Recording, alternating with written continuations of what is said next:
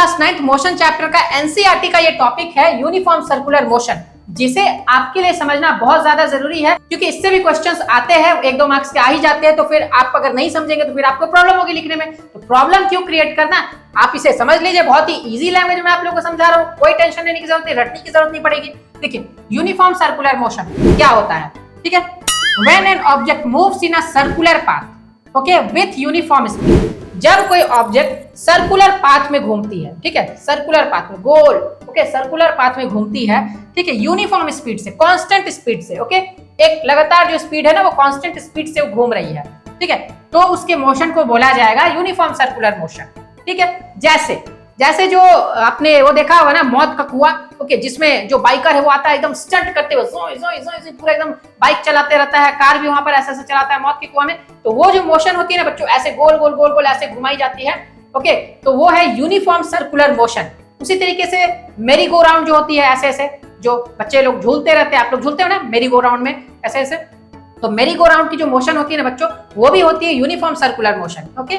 जैसे यहाँ पर से मेरी गो राउंड में ऐसे करके ऐसे घुमा जाता है, तो ये पॉइंट ए से आप जाते हैं पॉइंट बी में, पॉइंट बी से जाते हैं पॉइंट सी में, इस तरीके से पॉइंट सी से पॉइंट डी में, करते करते करते करते आप फिर वापस इसी जगह पर आ जाते हैं, ठीक है। यहाँ पर पॉइंट ई हो गई, पॉइंट एफ हो गई, इस तरीके से करते फिर आप पॉइंट ए पर आते हैं एक समय पर, फिर ऐसे ऐसे करके वो सो ऑन ऐसे घूमती रहती है, ठीक है। तो ये हो गई यूनिफॉर्म सर्कुलर मोशन।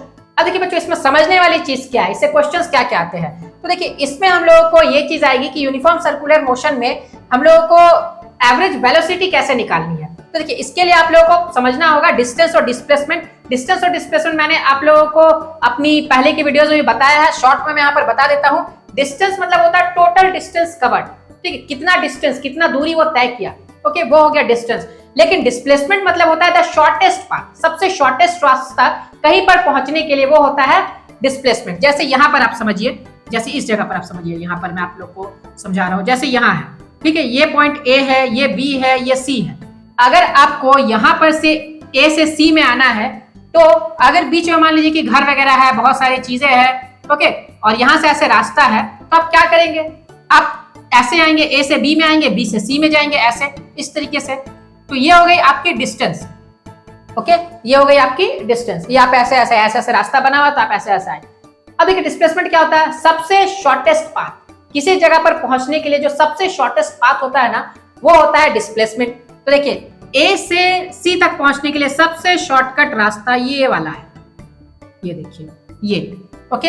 अगर आप किसी तरीके से कृष बन करके उड़ पाए, हो इस तरीके से आप उड़ पाए कृष बन करके, और घर वगैरह को आप फांद करके यहाँ पर से आ पाए, तो ये से यहाँ से ए से सी तक आप बहुत इजीली पहुंच जाएंगे डिस्प्लेसमेंट के जरिए। तो ये हो गई आपकी डिस्प्लेसमेंट बच्चों, और ये हो गई डिस्टेंस, ओके।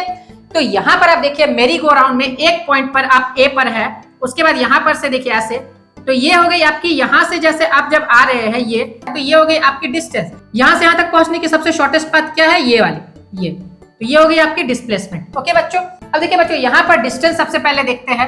अगर इस जगह से स्टार्ट करके जो ऑब्जेक्ट है वो यहाँ पर ही आ जा रहा है, तो हम लोग डिस्टेंस कैसे निकालेंगे, वो डिस्टेंस हो जाएगी इस सर्कल की सरकमफेरेंस, ओके, इस सर्कल की पेरीमीटर। ये जो यहाँ पर सर्कल है इसकी जो बाउंड्री है वो कितनी है, वो हो जाएगी उसकी डिस्टेंस, ओके। सीधी लैंग्वेज अगर बोली जाए तो circumference, boundary of the circle, कितना उसका पेरीमीटर है, ओके। सर्कल का जो पेरीमीटर है वो जितना रहेगा उतना ही उसकी डिस्टेंस हो जाएगी, क्योंकि यही ना बच्चों, यहाँ से यहाँ तक से आप आ रहे हैं और यहाँ पर आ जा रहे हैं, तो डिस्टेंस कितनी हो जाएगी, डिस्टेंस हो जाएगी आपकी सरकमफेरेंस, ओके। जो सर्कल है उसकी सरकमफेरेंस जो होती है ना, वो हो जाएगी उसकी डिस्टेंस। सरकमफेरेंस मतलब perimeter of the circle, circle का बाउंड्री, ठीक है, ये पूरा, ठीक है।